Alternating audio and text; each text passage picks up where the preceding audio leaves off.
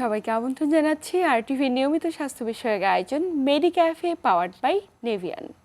সাথে আছি আমি ডাক্তার অর্থি জুখরিফ।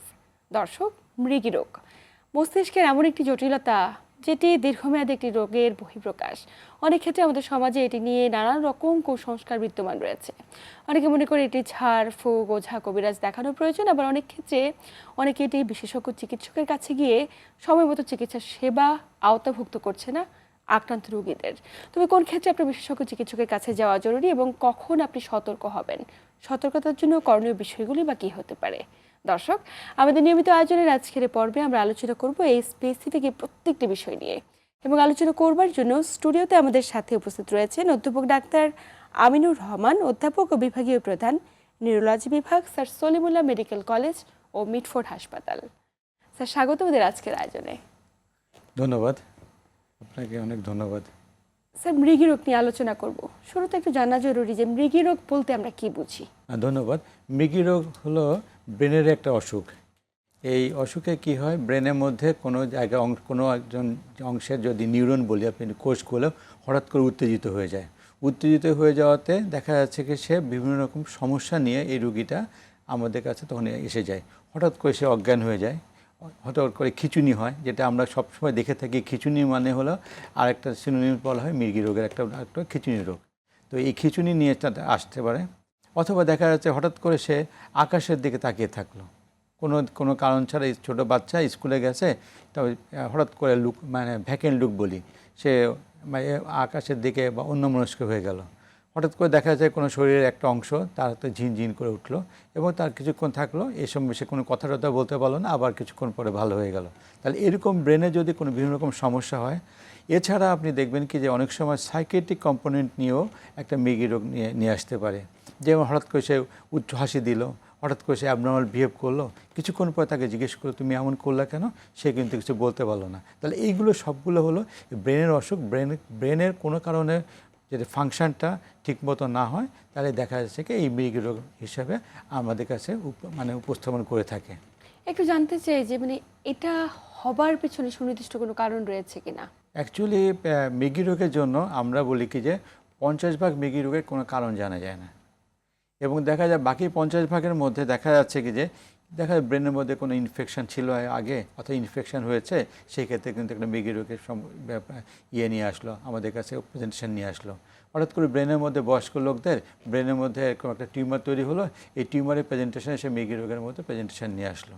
এছাড়া দেখা যাচ্ছে কি যে ব্রেনের মধ্যে হঠাৎ করে আমাদের রক্তের লবণ টবণ কমে যায়, অথবা কোনো কারণে যে আমরা বলি ব্লাড গ্লুকোজ কমে যায়, অথবা বিভিন্ন রকম ইলেকট্রোলাইট বলি, এগুলো কমে যায়। এগুলো কমে গেলেও কিন্তু আপনার মৃগী রোগ নিয়ে আসতে পারে।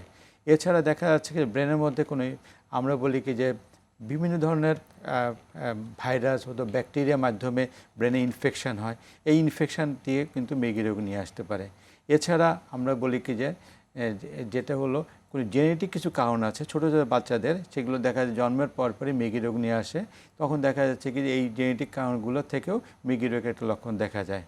এছাড়া ছোটো বাচ্চাদের ক্ষেত্রে জন্মের সময় যে ব্রেনে যদি অক্সিজেন চলাচল কমে যায়, তার অক্সিজেন চলাচল কমে গেলেও দেখা যাচ্ছে কি যে পরবর্তীতে তার যখন বয়স একটু বাড়ে তখন তার মৃগী রোগ নিয়ে আসে।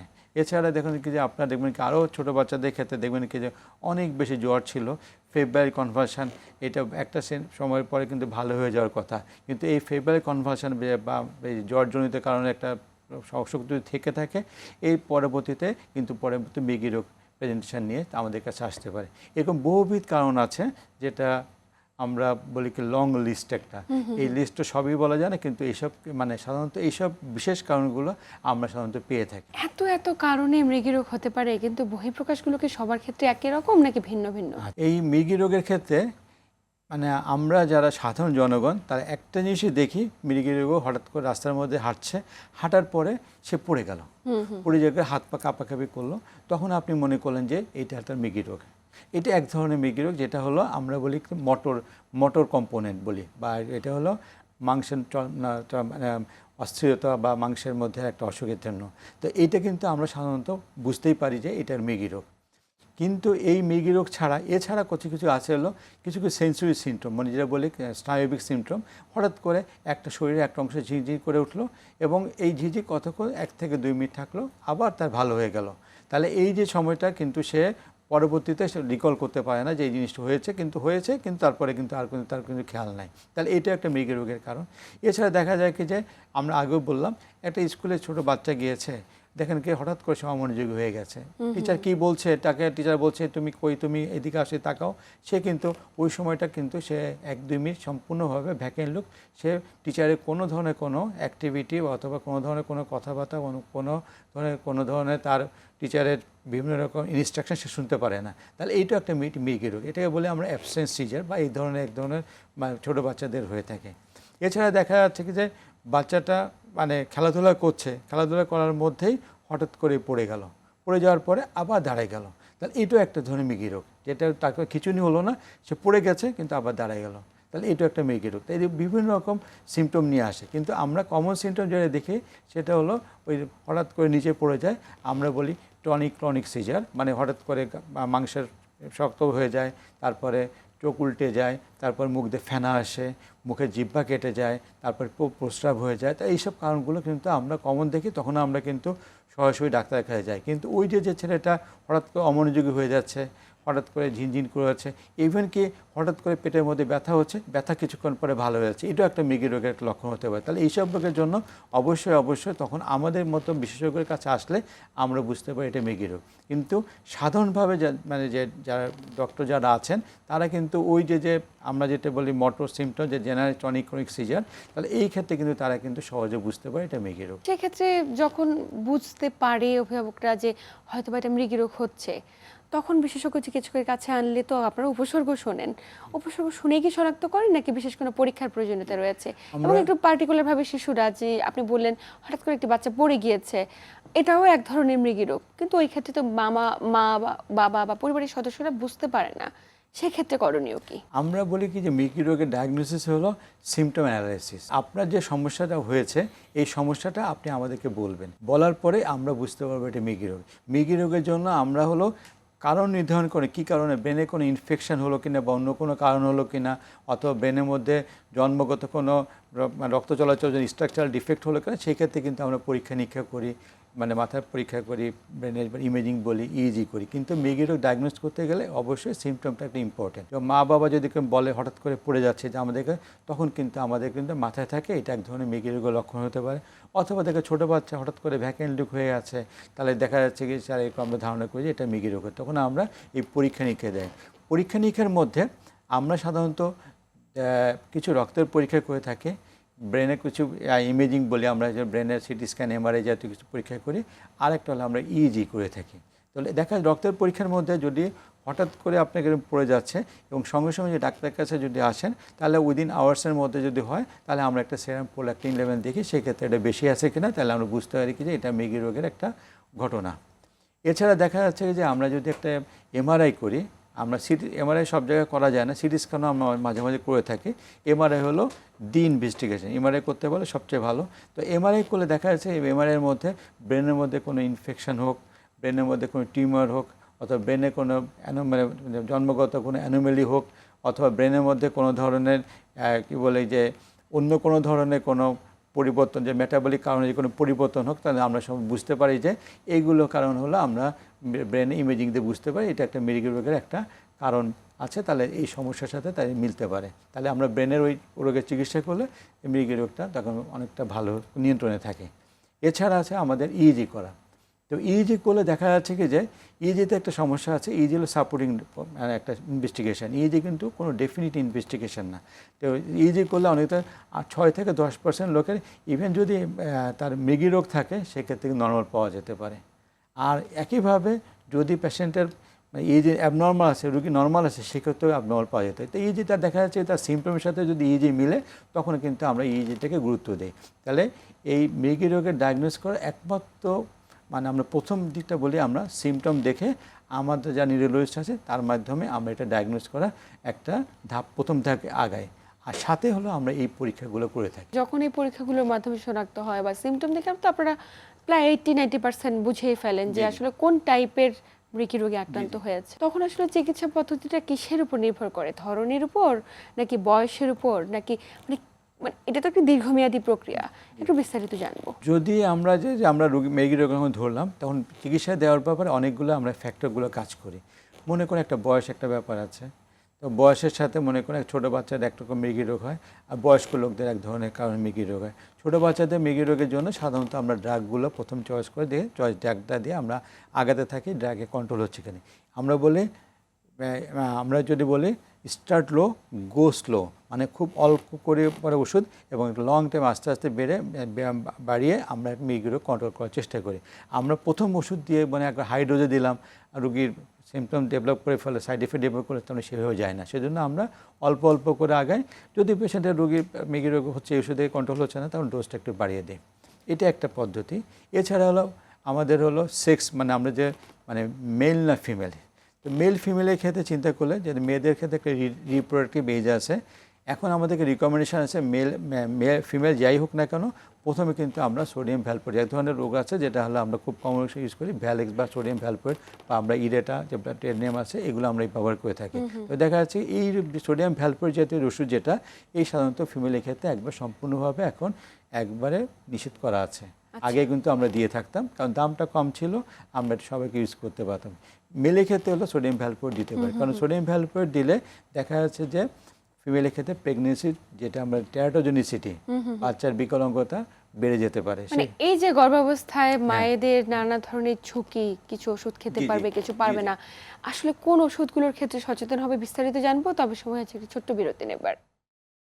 প্রিয় দর্শক, আপনারা দেখছেন আরটিভি নিয়মিত স্বাস্থ্য বিষয়ক আয়োজন মেডিক্যাফে পাওয়ার্ড বাই নেভিয়ান। আয়োজনের এই পর্যায়ে নিচ্ছি ছোট্ট একটি বিরতি, সাথেই থাকুন।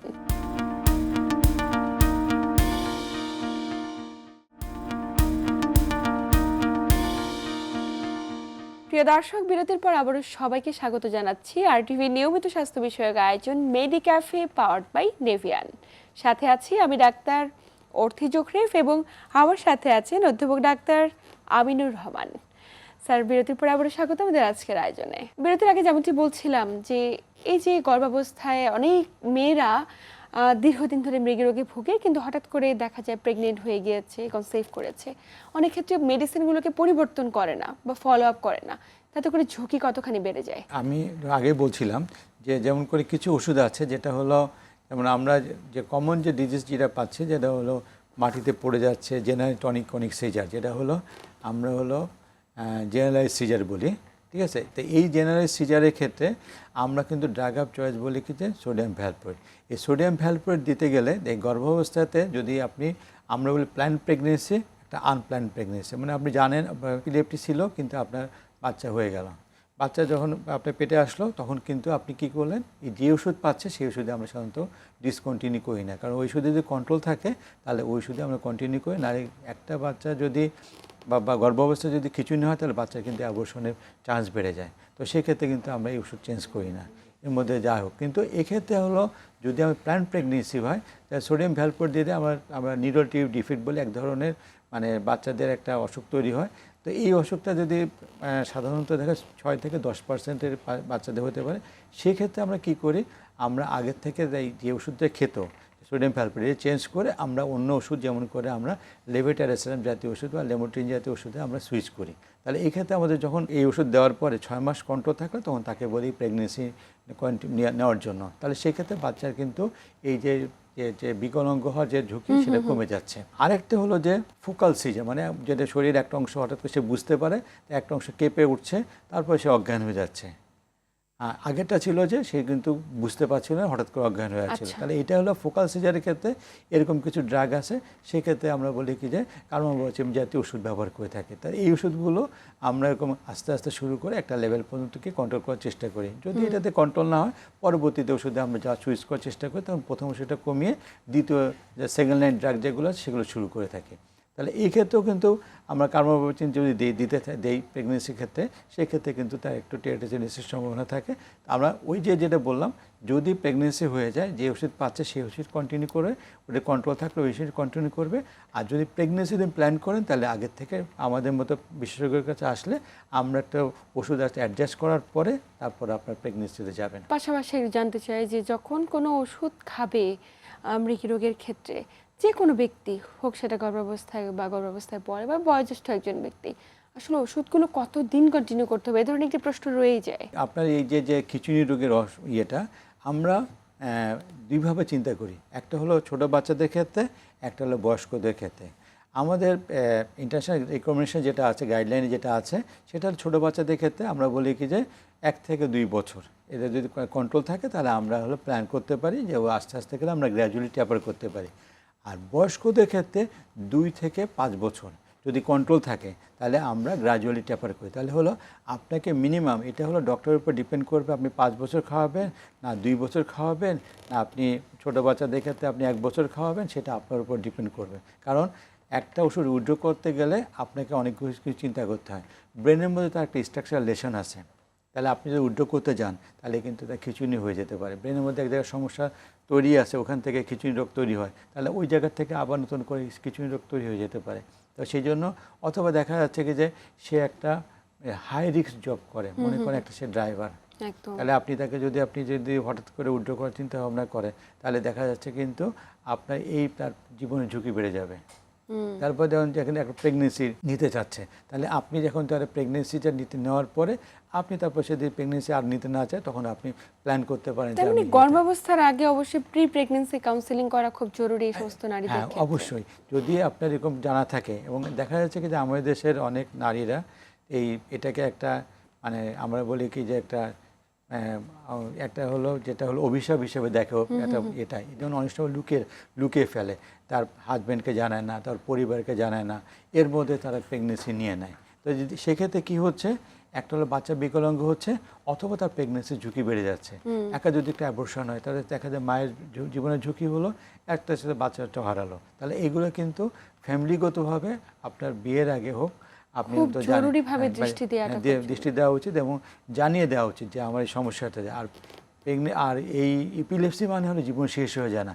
আমরা হলো বিখ্যাত লোক আছে, Alexander the great, Napoleon Bonaparte, Thomas Alva Edison, এরকম বিখ্যাত লোক তাদের এই এপিলেপসি ছিল, তারা কিন্তু বিশ্ব জয় করেছে। ইভেন আলফ্রেড নোবেলের কিন্তু এপিলেপসি ছিল। তার মানে এই রোগ হলে যে আপনি একবারে শেষ আর আপনার জীবন শেষ। কিন্তু আমাদের সমাজ হয়তো ওই সন্তানগুলোকে বা ব্যক্তিগুলোকে এমন একটা অবস্থানে রাখে যাতে করে তারা হীনমন্যতায় ভোগে, কিংবা আত্মবিশ্বাস যে নিজের প্রতি থাকবে এটা অনেকখানি কমে যায়।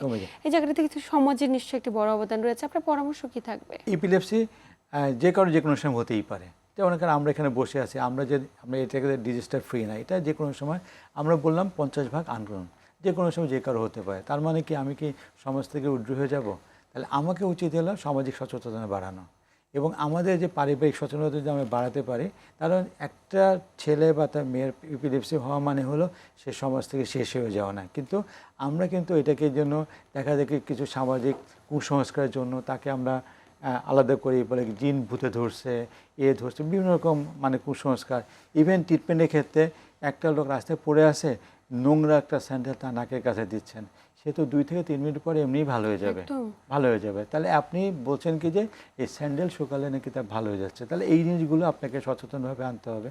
তাহলে আপনি অবশ্যই আপনাকে ঠিক করতে হবে যে এটা আমাদের পাঠ্যপুস্তক থেকে শুরু করে এবং সামাজিকভাবে যারা আমাদের বিভিন্ন যে ধর্মীয় নেতা আছেন বা আমাদের যারা মানে যে বিভিন্ন রাজনৈতিক বিভিন্নভাবে যারা আমাদের সমাজকে লিড করে, অনুসরণ করে, তাদের মাধ্যমে জিনিসটাকে জানানো উচিত।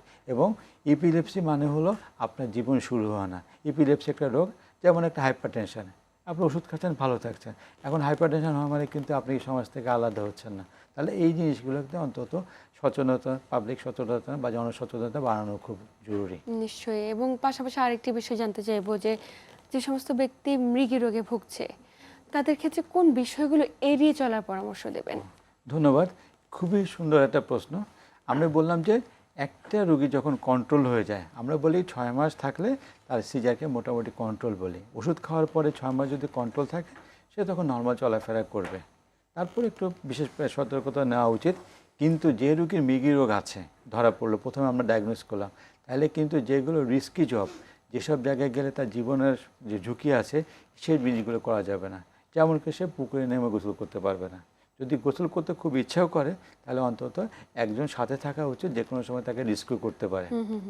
দ্বিতীয় হলো যে আমরা যেন আমাদের বাচ্চারা আগুনের পাশে, একটা মা রান্না করছে গ্রামের মধ্যে, আগুনের পাশে বসে খাওয়া দাওয়া করছে, অথবা নিজেও রান্না করছে, আগুনের সাথে সে চুলাতে রান্না করছে। কারণ এই রান্না করার সময় অজ্ঞান হয়ে গেলে কী করে, তখন তার কিন্তু শারীরিক ক্ষতি হয়। অনেক সময় আমরা বিভিন্ন রকম বার্ন নিয়ে আসে, আমাদের কাছে অনেক পেয়েছি।